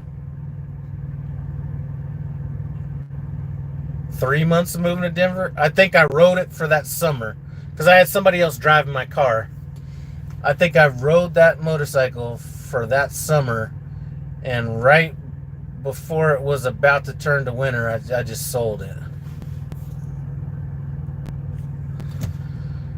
And that's been it. Never even desired to ride another motorcycle since that day. How the hell don't Colorado cars rust? Ain't no way they don't.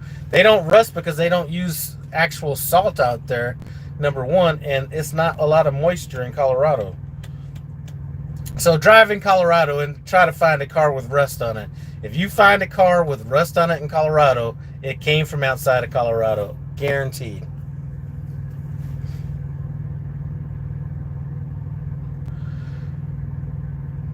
Let's see. Do you have a taco on truck, or how do you drive there?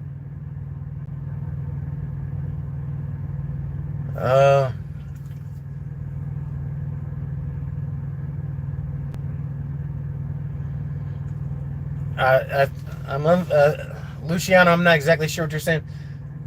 They had trucks for us to learn on. I don't know if that's what the question was. So they had trucks there for us to test out on and learn how to drive and all that.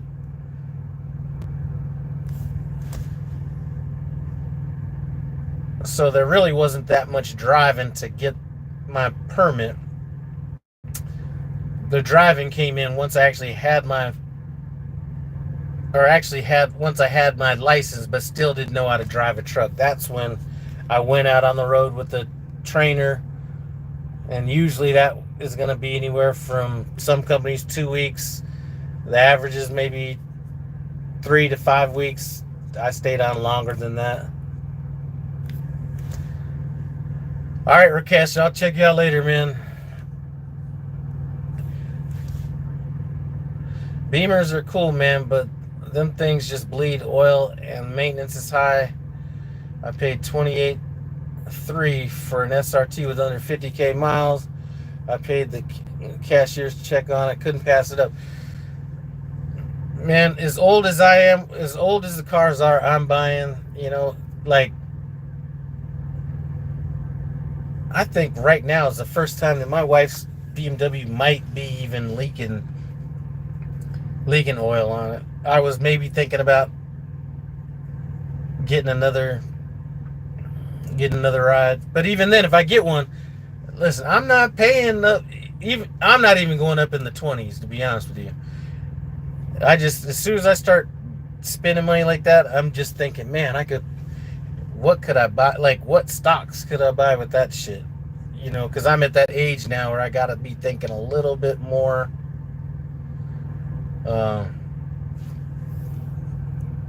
about that.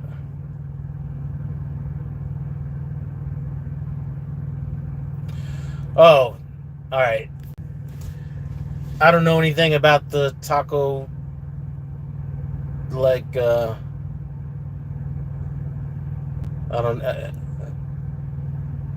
don't know anything about that. 412, never ride a motorcycle, saw a dude right in front of me pop a wheelie at the light and got smacked by a bus and split in half right in front of me. There was a guy that I used to ride with in the Marines, and on one of the days that I didn't go riding with him, I think he was out with one other guy. He was riding, and this was like around fall, and one of the worst surfaces to ride on in the fall is when leaves start falling off of trees. And he was riding fast and went around this corner and lost traction. He was right in California. You have a lot of those ditches that like water. Think Boys in the Hood when they're fishing, and they got a lot of that shit out in California. I forgot what they call them. Anyway, where water goes through. So he lost control of his bike, started skidding, went into this like ditch head first. And last I remember was he was like fucked up. Like he never, like, I don't know whatever happened with him. I just know that his parents were fighting the Marine Corps because the Marine Corps was not gonna. The Marine Corps didn't want to pay out any medical or any any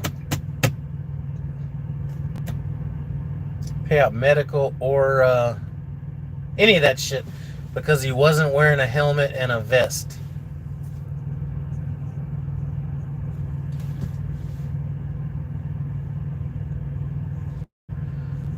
I remember when I was younger, you could get a mean ass Impala for like $5,500. The cars that people were in the military, you ain't making no money, especially when I was in. The car that people like, the standard Marine Corps car back in the day was a Nissan Sentra. Now, if you got the Nissan Sentra and you had enough money to get the ground effect kit on it with the spoiler, then you were like cooking with gas.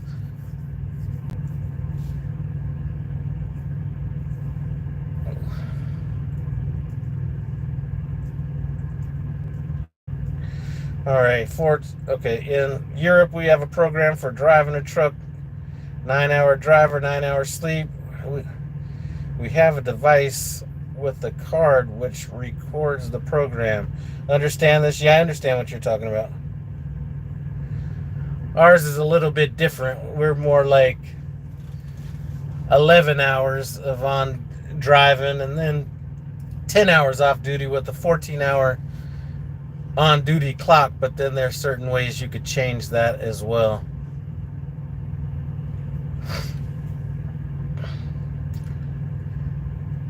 Man, when me and my wife were going through the struggle, man, I'm telling you, the reason I actually got her that BMW is because I think her car before that was like a Chrysler.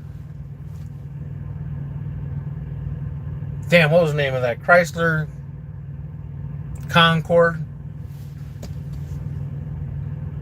A tank in the snow, though.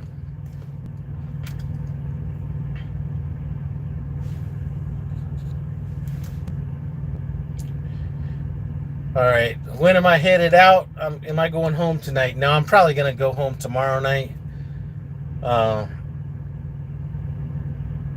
I need to figure out this damn tablet, and I probably need to get off here before anybody that's going to help me is going to be able to help me with this thing. So probably tomorrow night, once I kind of understand what I'm doing, I'll be rolling at night just so I can, roll on through. Don't have to worry about any inspections or whatever.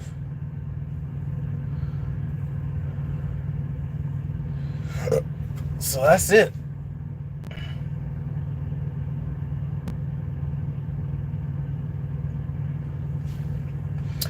And man, I'm gonna tell you what, I appreciate you guys stopping by today more than ever, because you know what? I didn't even think about how pissed off I am about this camera for a while until I just looked at it. So at least you guys took that off my mind.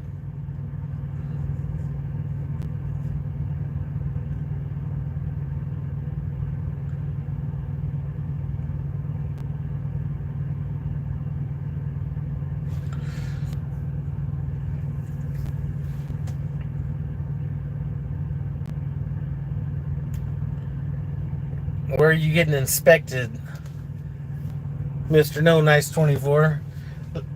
And it's such an easy drive from here to... Have I tested out the camera driving? Nope. I got it put in my truck and found a parking space and tried to figure it out, and then I just realized my capacity for learning this shit is going to be a little bit longer than I expected. So,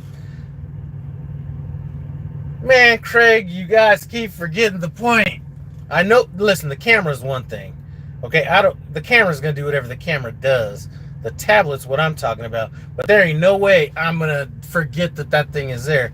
Not because it's doing anything or it's just the principle. Dang, you guys got me going on a rant again. You guys just falling in line. I'm not saying, you have a choice in doing it or not, but shit.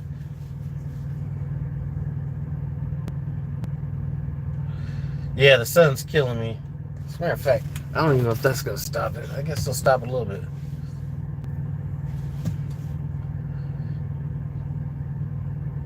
Yep. Right now, all them guys in Prime, every time somebody puts out a video, it's really not bothering me. He's like, got your ass now.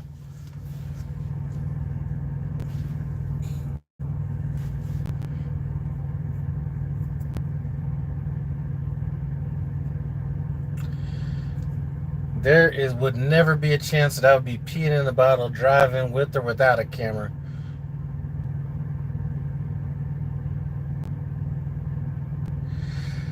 It's hilarious how many people can't find any reason to not see the actual reason you're pissed off about it. Me either. I'm actually like, there's a bunch of different levels, but it's all kind of just falls under the same category. And Man, I'm not even going to get into this. But yeah, it surprises me that people don't understand that it's not about the. It is about it, but it's not. It's deeper than just that.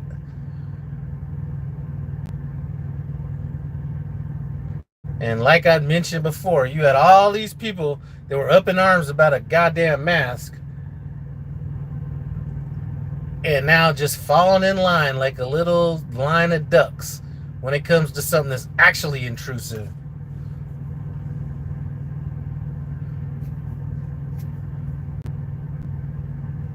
So I understand it may not even ever say anything. This could be a dummy camera for all I'm concerned. That's not the point.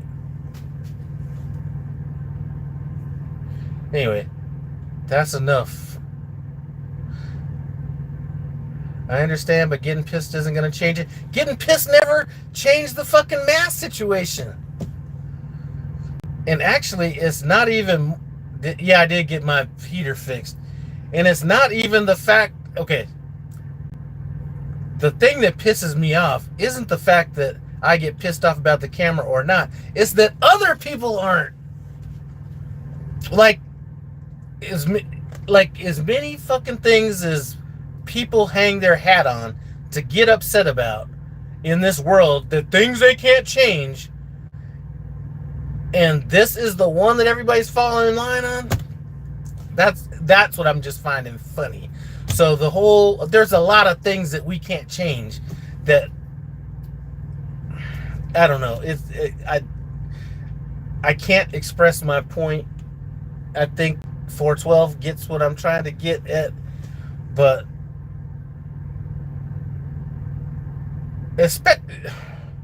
especially some of the people that, so, man, I can't even get into it.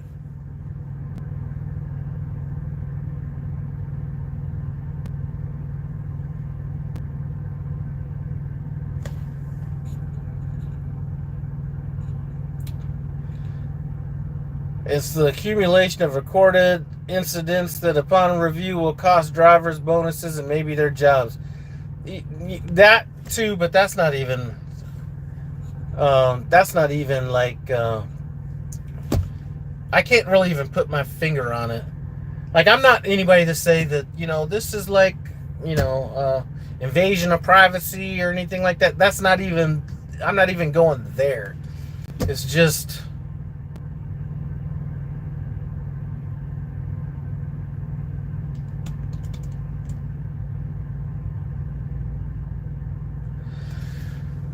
let me see. How can I fucking explain it without...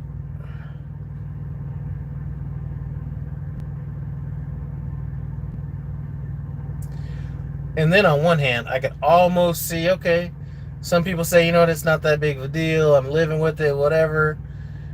But then trying to justify the shit to me is just another one. But anyway, enough about that. One too many things on camera in too short a time, they'll be called into the terminal and asked to resign. Yeah, that. Hello, you handsome big bro. I appreciate it. Craig, all right, bro. I'll talk to you shortly after the tablet operation, I'm sure. Gotta run. Instacart just got here with my groceries. All right, man. I'll check you out later. At the end of the day, it's about the feeling of losing control when there isn't that much you can control as well. That kind of hits it almost right on. That almost hits it perfectly. That hits, like, I think there's certain pillars of it, and that definitely hits one of the pillars of what I'm talking about.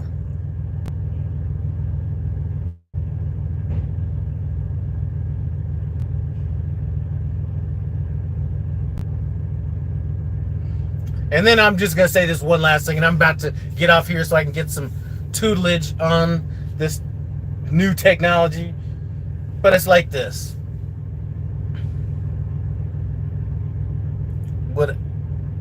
And it's two totally different things, but I kind of think about it the same way. But...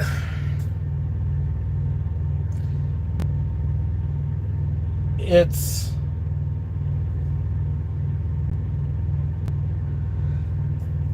I would never, and I never would be like trying to put no cameras on my kids or, you know, whatever, or anything like that, because you want to give people the breathing room to feel like they can make mistakes. Typically, when you feel like you can, or you're not being critiqued or whatever, you're gonna be a little, I don't know. I would never think about doing that with my kids. You know what I mean? And I think it was kind of one of those things where anybody watch The Wire. There was a time, like, I think it's like the last sign of when everything becomes about business. You know what I mean? There was a moment in that TV show, The Wire. Hopefully you guys seen The Wire. If you haven't watched The Wire, best TV show in history. But Brother Mouzone, who was brought in as muscle, 412 was an extra in The Wire. All right, so Brother Mouzone was brought down from New York to be he was there to run some people off of these towers, so this one crime organization wouldn't have to worry about people pulling up and shooting them or whatever. So anyway, one of these guys that he came to work with ended up setting him up, and so the Brother Mouzone went to go talk to the head of this. He went to go speak to the head of this organization, if you want to call it. His name was Avon Barksdale, who had nothing to do with the setup. But when he talked to Avon Barksdale, he said,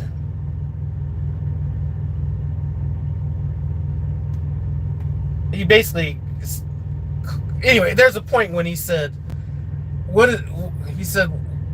do you need, or what do you want, some cash? This is just business. And Brother Mouzone said, business is where you are now, but it was your word and reputation that got you here. So almost like now this has become business instead of, it's hard to explain. Now it's become business when necessarily it wasn't about business before. We wouldn't even be having this conversation if it wasn't for your reputation and your word. So that kind of almost in a way is kind of like, now this is becoming about business, when before it never was about business. It was about business meaning money, but I never stayed out. You know, I never went home, you know, for some of these different things, because it was needs of prime, you know, whatever. And now it's kind of just, now it's the business. So those of you guys who watch Wire might understand where I'm coming at with that little dialogue that went on. But anyway, please tell me this tablet does not keep going into sleep mode if, like, the GPS is running. Anyway, I'm about to get off here so I can call some people and figure out how to work my tablet. But I do appreciate you guys stopping by No Hippie Trucking and Transportation. Next time you guys see me, I might be out in Colorado, about a half a glass into some bourbon. I'll check y'all later.